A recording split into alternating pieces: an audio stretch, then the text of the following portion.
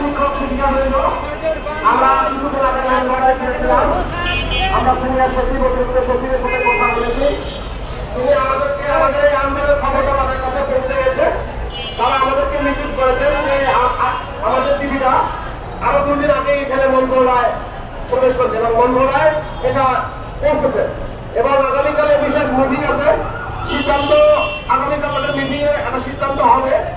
আমরা এই চিঠি আমরা আগেই বলেছি, এই চিঠির সব উত্তর না পাওয়া পর্যন্ত আমরা এই জায়গা থেকে চা খেতেও যাব না। আপনারা 2টা প্রশ্ন করেন, আমরা এখানে আপনাদেরকে এনেছি, একটা রেজাল্ট দিয়ে কিন্তু এনেছি। সুতরাং আর একটা রেজাল্ট এটার অপেক্ষায়। সুতরাং কেউ আশেপাশে ঘোরাফেরা করবেন না। শিক্ষক যারা আছে আপনাদের গ্রামে বা গঞ্জে আর উপজেলা জেলায় যারাই থাকুন তাদেরকে ভালোতে এখানে আনবেন। যেহেতু আমাদের চিঠিটা অলরেডি মন্ত্রণালয় 2 দিন আগেই পৌঁছে গেছে এবং আগামীকাল একটা মিটিং এর আয়োজন তারা করতে যাচ্ছে। আমাদের কেন্দ্রের নেতৃবৃন্দ আমরা হয়তো 2-4 জন সেখানে থাকবো। সুতরাং আপনারা এই মাঠ ত্যাগ করবেন না এবং সবাইকে নিয়ে এখানে কিন্তু থাকবেন। আর আগেই বলেছি, যারা অসৎ আছে তাদেরকে কিন্তু প্রতিহত করতে হবে ভাই। তাদেরকে কিন্তু তারা কিন্তু অপপ্রচার চালিয়ে যাচ্ছে একের পর এক। এই অপপ্রচারের কারণে কিন্তু আমরা একটু মাঝে মধ্যে হোঁচট খাই, কিন্তু আমরা সম্মিলিত আছে বিদায় কিন্তু আমাদের এখনো ক্ষতি করতে পারে নাই। তাই আমরা এই অন্যায়কে প্রতিহত করবো যেভাবে হোক না কেন।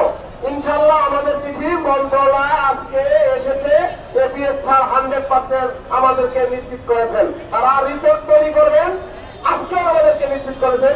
সুতরাং আপনারা ধৈর্য সহকারে বসে সবাইকে নিয়ে অত্যন্ত সুশৃঙ্খল ভাবে এখানে থাকবেন। ধন্যবাদ।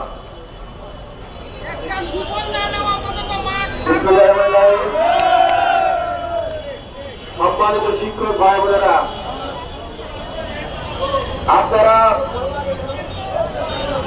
আপনারা আমাদের কেন্দ্রীয় কমিটির নেতৃত্বের কথা শুনলেন। আমি একটা কথাই আপনাদের বলতে চাই, সেটা হলো আমাদের 4159টি বিদ্যালয় সহ আরো কিছু বিদ্যালয় আছে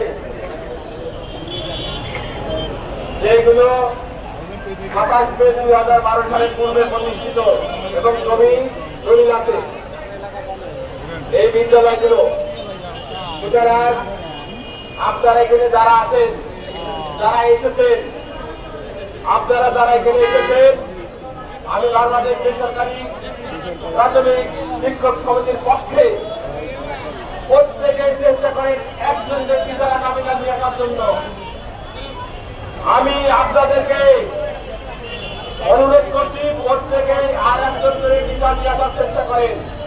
আপনারা যদি দায়িত্ব নেন যে টিচার ঢাকাতে আসবেন, তাহলে আপনারা পারবেন। আমরা চাই, আমরা কেন আন্দোলন দিয়েছি আপনারা ভালোভাবে জানেন। প্রধান উপদেষ্টা কার্যালয় থেকে চিঠি হওয়ার পরও এই চিঠিটা নিয়ে অনেক গড়িমিছিল হয়েছে, অনেক ষড়যন্ত্র হয়েছে।